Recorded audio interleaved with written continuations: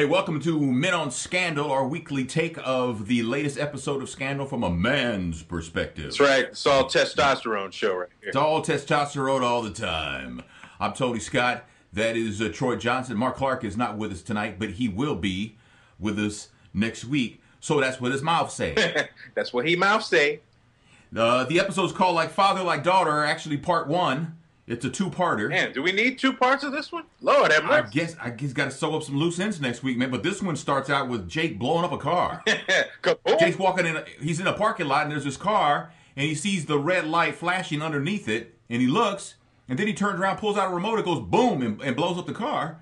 And then he shows up to have dinner with Olivia. She says, "Well, you're late. What happened?" He says, "Car trouble." Right. Actually, that was a boot on somebody's car. He was just trying to help out. With a boot, trying to get them off the boot, Yeah, man. Is that you know. You know how that goes. So they're getting ready to chow down, man, and she gets a phone call, and she has to leave, and she says, "Can we talk later?" Because they're in the middle of how was your day, you know, what happened, you know, that kind of couple stuff, Right. And she has to leave. Hey, I got to do what I always do right around this time. Peace out. But this time for good reason, because the first daughter apparently has either OD'd or she had too much of one thing or another, but she was drinking, she was smoking. She said she took some drug that made her feel awesome, and they found her laid across the bed in her bra and panties. Damn. Well, you know what happens when the panties are out. Apparently, she's not only the first daughter, she's the first freak. Bow, chicka, wow, wow. But we cut away for a second because Cyrus is in bed with Michael. And Cyrus tells Michael, "You know, you're ruining me." Yeah, I am.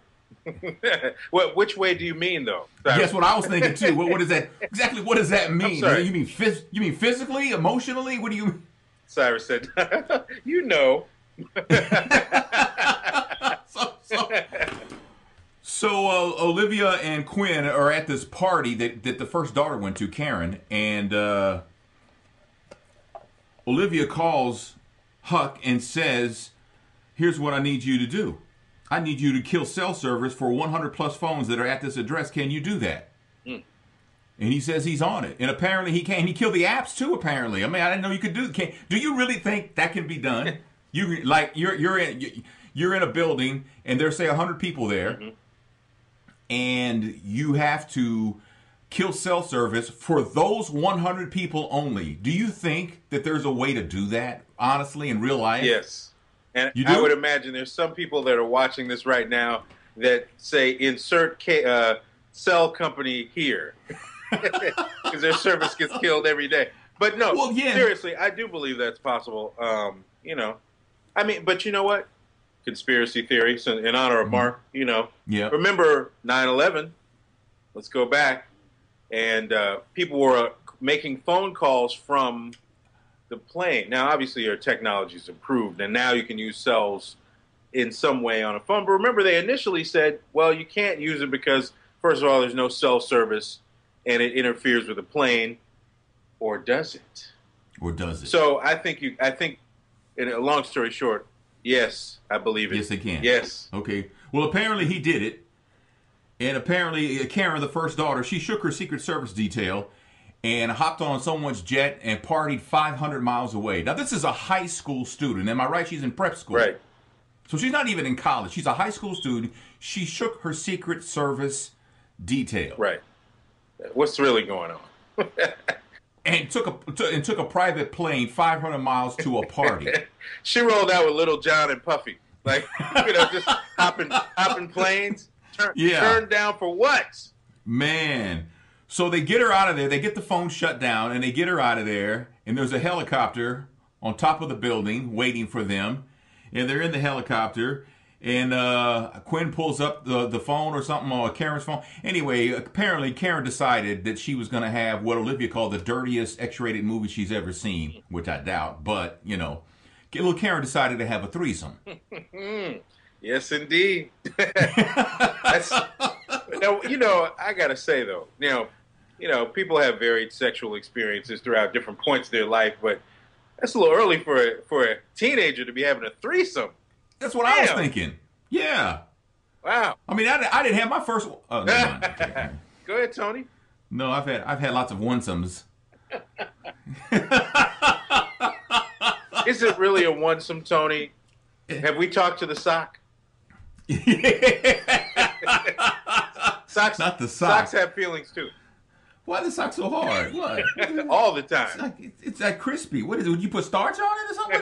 What is it? Well, so Karen is now in the Oval with Olivia Pope, with Fitz, with Cyrus, and Fitz, of course, as the father, is livid. He's livid. Yes.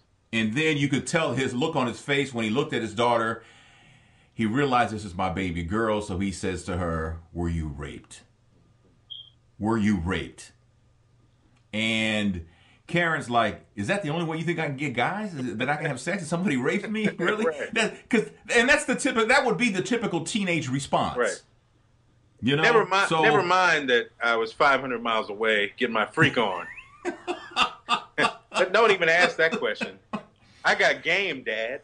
Right. I got game. I got freak game. Right. I got mad game. Don't hate. So Olivia, so Fitz needs Olivia to clean this up, and she needs to do it under the radar. Obviously, under the radar. This can't get out. Right.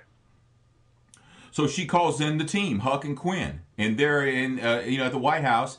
And Abby sees them and says, "What are you doing here?" And they said, "We can't tell you." And she's like, "Wait a minute. Why are you here?" And they're like, "We can't tell you." And she was like, "Oh yeah, you can tell me, because if you don't, I'm going to have like 2 big giant men on you," basically is what she said. And then Cyrus walks up and says, "Let it go. Let it go." You know? Abby is like Jake Jr. When you're supposed to get what you're supposed to get as a press secretary, as an official in the White House, or in Jake's case, as a boyfriend, yeah, get denied every time.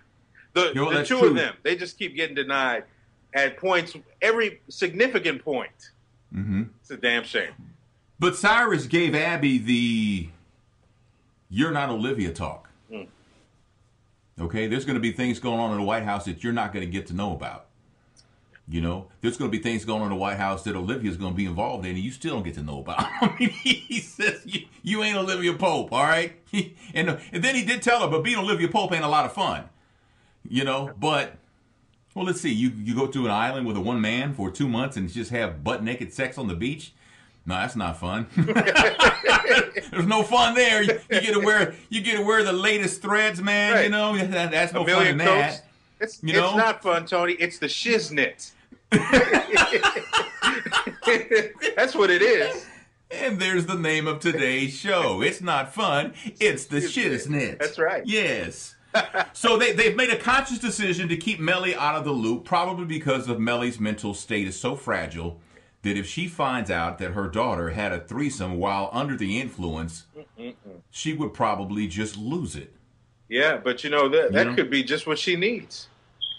Could be to snap her back to reality. That's right. Yeah. Now Karen, the first daughter, she has no idea who she had sex with. Wow. Let that simmer for a minute. Yeah. Let's all as parents, let's all marinate on that for a second. Can we do that? Yeah. I mean, there is casual sex, and then there's I have no idea who you are sex. Yeah. She opted for that. Yeah. She took the latter, not the former. Man. Which is, as a parent, is our worst nightmare. I mean, I got 3 daughters, and if I found out one of my daughters had sex with someone and she didn't even know who they were, I would be, oh man, I can't even put it into words. I can't put it into words, Troy. Nope. Just how upset, hurt, disappointed, angry, hostile, Tony, pissed to the highest level of festivity. Nobody wants to see you like that, Tony. Nobody. Well, not again. Because a rampage is soon to follow. Oh man, it's not going to be good for anybody.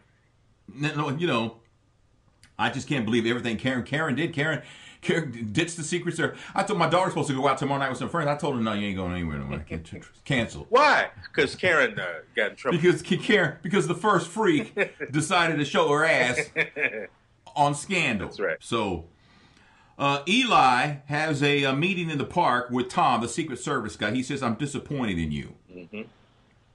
And then he went down the steps of what the levels of how you can let him down. Disappointment, anger. There was a couple more. Then indifference is the last one. And when I'm indifferent about you, I basically don't give a damn what happens to you. It's what he tells Tom. And then he puts Jake on the clock. He puts Jake on the clock. He says, I need him gone. And so Eli gets up and leaves. And who's lying in the bushes waiting to take his seat on the park bench next to Secret Service Tom is Jake. And Jake says he wants Tom to kill Eli, or at least help him kill Eli. Yeah, good luck. Good luck with that. Yeah, Jake's got a serious boner to want to see Eli in the ground. I think he knows that in his mind, that's his nemesis. If he can get rid of Rowan, then he's got smooth sailing. All he's got to worry about is Olivia. But I mean, obviously, that's a failed situation. If you kill Eli, then how in the hell can Olivia be with you if she knows that you killed her father? No matter what he may have done. I mean, so it's a slippery slope. Yeah. Fitz wants to know where Olivia's been. They're in the Oval by themselves. That's right. But you know what? He don't want to know. No, he doesn't want to know. He don't really want to know where she's been. By the way, Olivia up in the White House. I was waiting for that song by Jenna Ann to come on. Which one? I'm coming home. They didn't play. I guess they didn't get the rights to that. No way. Yeah, maybe not. But she gets Shonda Rhimes gets the rights to a lot of songs, man, because she be banging a soundtrack every week. That's right. The new album every week. It's like it's Throwback Thursday on Scandal every week. It's gonna be a new album. Watch. Put that playlist together and settle on iTunes. You'll move a few downloads. Oh yeah. Man. Oh yeah. Yeah. So Olivia tells Fitz that she needed to be alone. Yes, she did need to be alone. Yeah, but she didn't say that she needed to be alone with Jake. Right. She did not say that. She didn't throw that little nugget out there. She needed to be alone, but instead she was getting it in. Now tell me if I'm wrong or not, but did I not hear that they actually think that that Maya killed Jerry, the first son? In their mind, that's what they think. Yeah, that's the thought process. Yes. Okay. All right. So let's go to Attorney General David Rosen, who's in his office watching himself on TV, watching a video of himself doing one of the, I guess, Sunday morning talk shows or what the politicians do. And he's also looking at this judge who basically blew his brains out last week because David told him, if you don't give me this gun bill, I'm going to release this information that he went deep into crates for.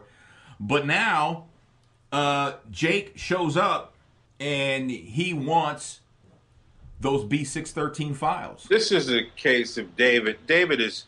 He's right on the line, Tony. He's 2 steps to the left. He's a man of power and influence and could really just be that. Yeah. Could be the guardian. Could be the best lawyer he could be. Yeah. 2 steps to the right, he's a pussy. He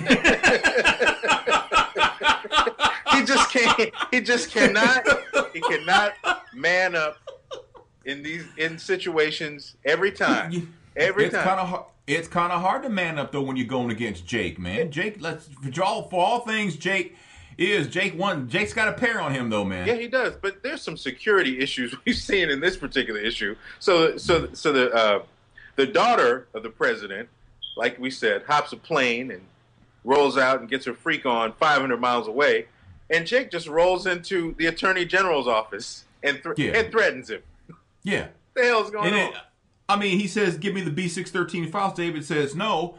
And then Jake grabs him and says, I'll snap your neck right now. You give me these files, man. So he gives him the key to where the files are. He gives him the key right after his balls fly away. And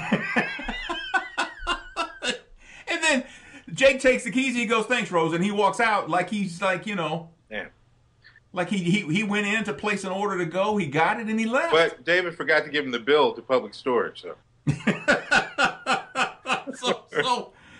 So we're in the West Wing now, and Olivia's on the phone, and she sees Mellie, and Mellie sees her.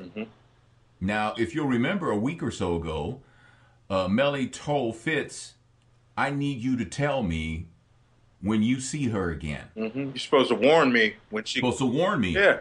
When the inevitable happens. Yeah. So Mellie goes to Fitz and confronts him. Actually, Mellie, why are you here, Olivia?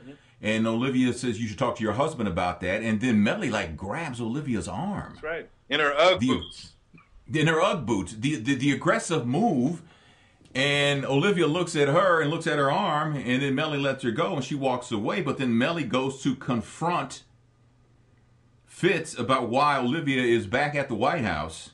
Mm-hmm. And Fitz, I don't think he really wanted to tell her because I think to some level he was probably trying to protect Melly, like I said earlier, because of her fragile state of mind, given that she lost her son. Clearly, there's no context of how to deal with other family members.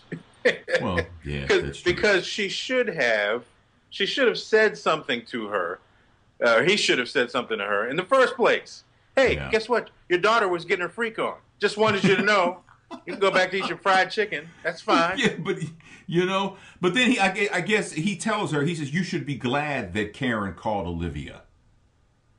Yeah, he said. But Melly's like, why? I'm her mother. She should have called me. He wanted to call you. Because you know what? And he's right in regard to the fact that Melly could not have done what Olivia did. Right. No, she couldn't. Melly couldn't have got her out of that building onto that helicopter with hardly anybody, nobody picking up on it, really. Right. Melly couldn't have done that. No. So in that respect, I think Fitz is right. But then he goes in on Melly. He says, I've seen drunk Melly. I've seen smelly Melly. I've seen everything in sight Melly. And, he went off on her.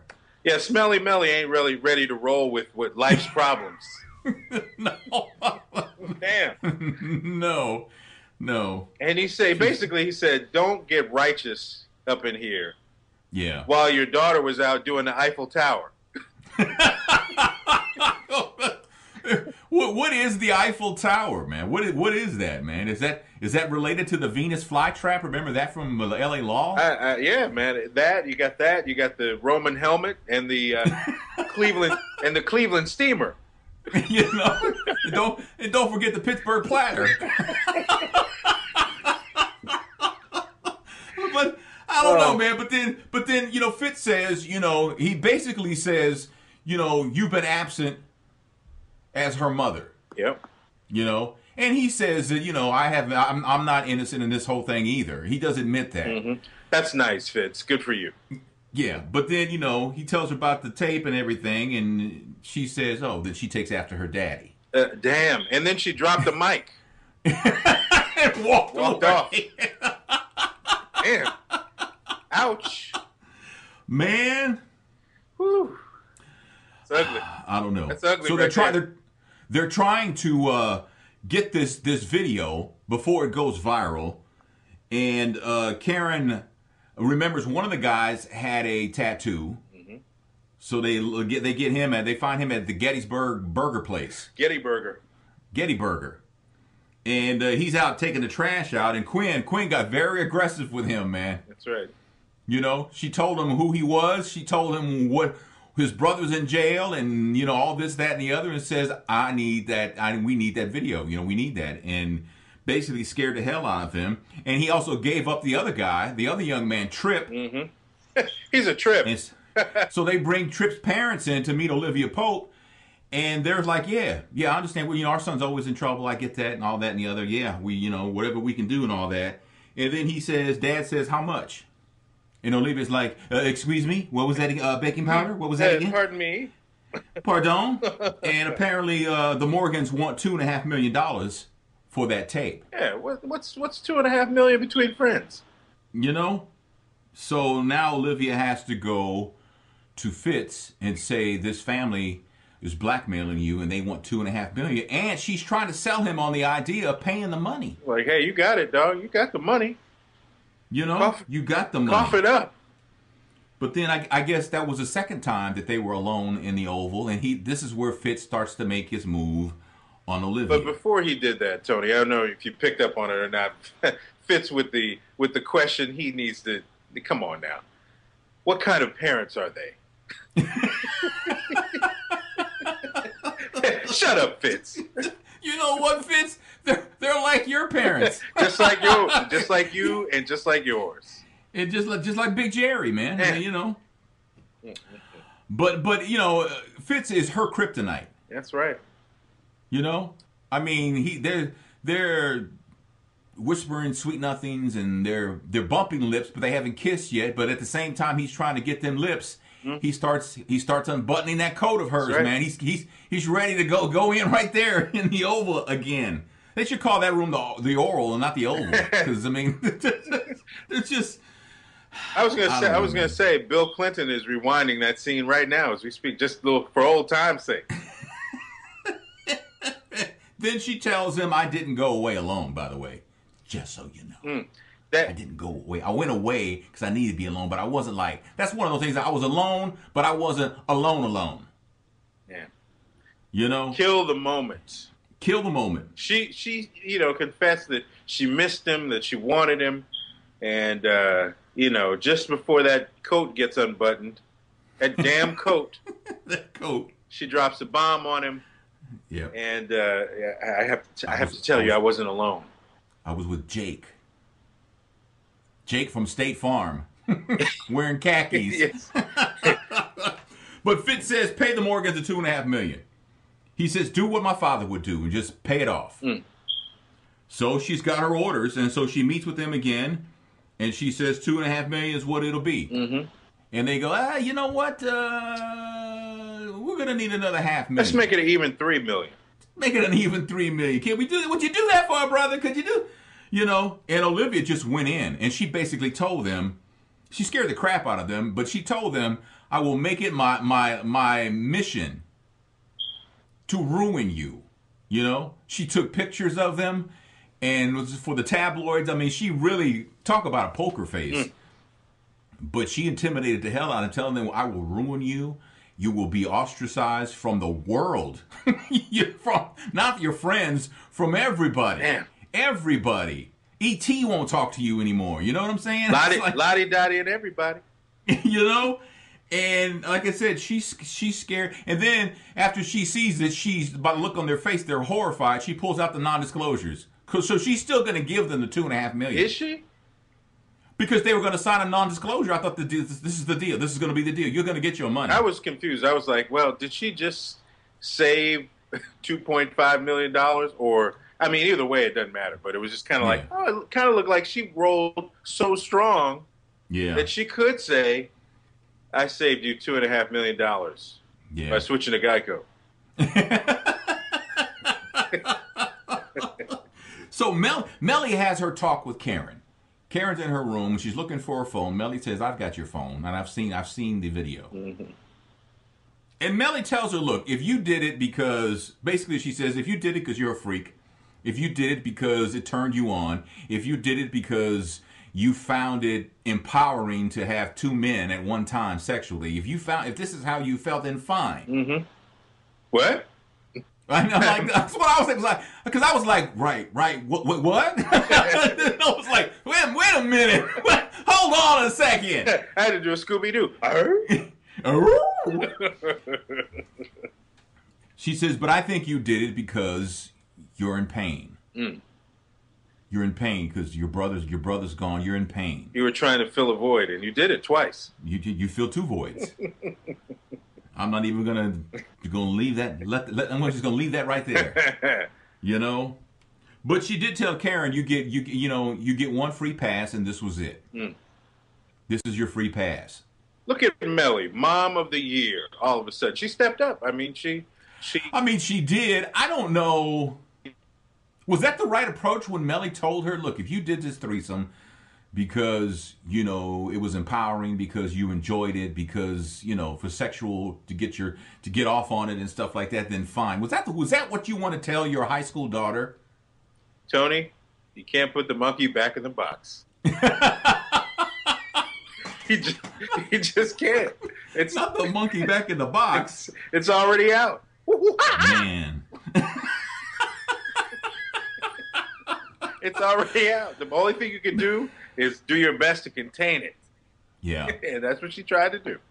Well, and then Karen asked Melly, Mom, are you okay? Mm-hmm. And Melly couldn't answer her. Enough about me and my Eiffel Tower. What's going on with you, girlfriend? Yeah. But Melly couldn't tell. Melly couldn't answer her. Melly couldn't give her an answer. Melly couldn't say I'm okay because you know what? She's not. No, she's not. Well, she didn't have a shower, so there's no way she could be okay.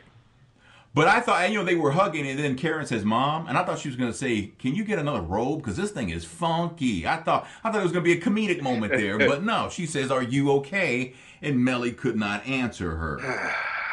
So meantime, they're investigating how did a 17-year-old, I'm guessing she's 17, she's in high school, mm-hmm. But how did this kid shake her Secret Service detail and find her way onto a private plane and flew 500 miles to this party where all these shenanigans happened? Right. How do you do this? So they're investigating what happened with the Secret Service. Now, Fitz's Secret Service guy, his main guy is Tom. Right. Who unbeknownst to him, also works for Eli Pope. That's right. And so the guy who's investigating recognizes there's a discrepancy in where Secret Service Tom was and where he logged where he was. There's some kind of discrepancy there, and so they're going to look further into it. Ruh-roh. So then they bring Tom in for interrogation, and that guy's interrogating Tom and says, right when the truth was starting to come out, he's like, "Well, what happened?"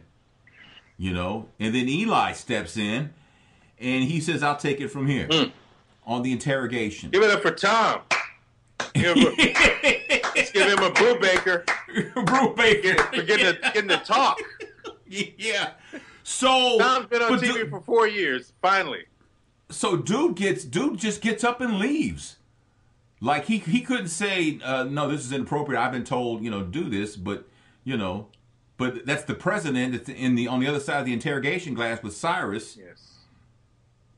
Tom's look on his face when he sees Eli is one of horror. It's going down because he knows now something's about to happen. Something's afoot, Tony. And the thing is that what Tom doesn't realize, maybe until the last second, is Eli is actually leading him through this darkness. Mm-hmm. You're gonna give them what I want you to give them, but I'm gonna lead you through this. And Tom is scared, and it appears Eli is selling him out.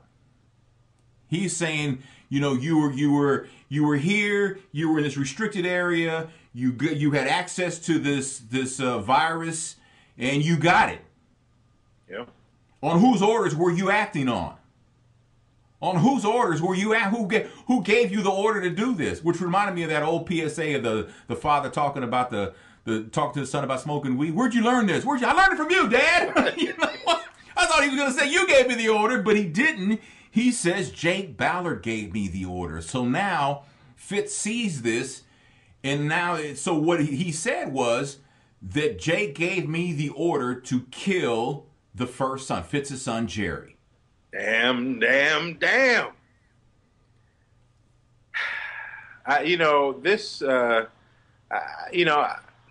Tom was co-opted, obviously. I mean, obviously there's a framing going on. But is he safe was my thought. Because Eli did...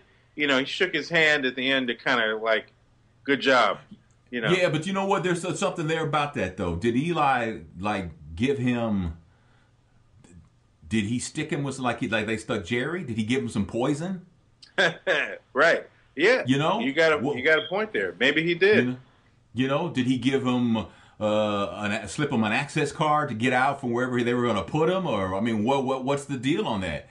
I kind of think he's killing Tom because all he needed Tom to say was, "I got my orders from Jake." That's all he needed him for. So that clears Eli. Right. Before Jake could put it on Eli, Tom put it on Jake. And so now Eli doesn't need Tom anymore. Damn. Tom's disposable now. So I'm thinking, because when they showed him touching, his hand, it's like, what is up with that? Mm-hmm. He poisoned him. Tony, your conspiracy theories are getting a little bit better. You stepped up your game. Well, I don't know. I'm not sure about that, but that's plausible. I thought it was an awkward handshake, and it was kind of like, well, if you had me, basically spill my guts and then said I'd be held accountable for it, then I can't get out of this anyway. I'm done.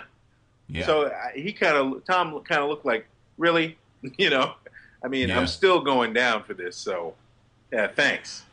So Jake is where he's sitting there when the Secret Service come to get him. Where is he sitting outside the Oval Office? Yep, he was waiting on the president who blew him off because he was mad that he was, he was with Olivia. Right. So now Jake is under arrest. Jake is done, man. He's under arrest. Not only is Jake done, but now because Fitz saw and heard what Tom said, that Jake is the one who gave you the order to kill Jerry, the president's son. So not only does Fitz have him on that, now Fitz gets Olivia back too. Yeah, that's right. Because Jake is going to be out of the picture. Jake is done. Clean sweep. You know? He took care of all family business today. It's like, man. We're closing all loopholes around here. And forget about it. Forget about it. So I don't know, man. That's going to be interesting to see what exactly will happen to Jake. Does Mama Pope need to move over in the hole, man, or you know? You want to speculate, Tony? I mean, now Olivia is faced with a decision. Does she save her man? Because it basically in the promo, they're like, "There's nothing now that can save Jake." But here's the deal, though. You think Jake is smart enough. Jake has some things set in place. He has had some things set in place that if anything happens to me, this information is going to get out about you, about you, about you. He's got to have that chip in his pocket. He just can't walk in there and they got me and give it, and he's toast. He's got to have mechanisms in place. Well, they took his file away as he was being arrested. That was a B613 file. So, yeah, but that can't be the only copy of that. No, not necessarily saying that, but it's kind of like, can you play your cards from, from isolation? Right. I'm sure they're going to pat him down. They're going to find those keys to public storage. And how it's going to work out. I don't know, man, but this was a good episode though. This one had a lot of goings on there, and it was entertaining. It moved around a lot, man. It was in and out, moving from scene to scene as always. But this one just seemed to have many layers of it can go this way or it can go this way, right. And I really enjoyed this episode a lot. Did I miss anything? I think you got it all. We also had the chance to learn, Tony. Anytime you can learn, it's a good day. Yeah. People can go and try, after they watch this, try out the Eiffel Tower. Everybody's Googling, what is the Eiffel Tower?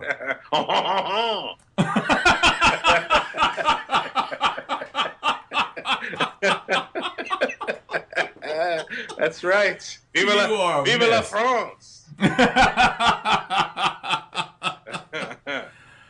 Well, there you go. So that's the episode right there, man. The episode, Like Father, Like Daughter, Part 1. Part 1. So we'll look forward to next week's episode. If you want to leave comments to anything that we talked about during the show, please do so. All right, sharing this video is everything. Giving it a thumbs up, subscribing to the channel on YouTube, puts me in a position where I can take advantage of some things that YouTube actually offers. So that would be most helpful too. Just do it. You're going to watch this, so go ahead and just thumbs up. I mean, why do half of the job? Yeah. You're going to watch this video. You're going to be entertained by it. Just go ahead and put the thumbs up now, damn it. Not the damn it, man. Damn it, man. Make some things happen around here. Thumbs I up. heard that. That's it right there. People need to pay some bills up in this piece. No doubt. So thanks for watching Men on Scandal. For Troy Johnson, I'm Tony Scott. Mark Clark will join us next week. All right? Peace. Peace.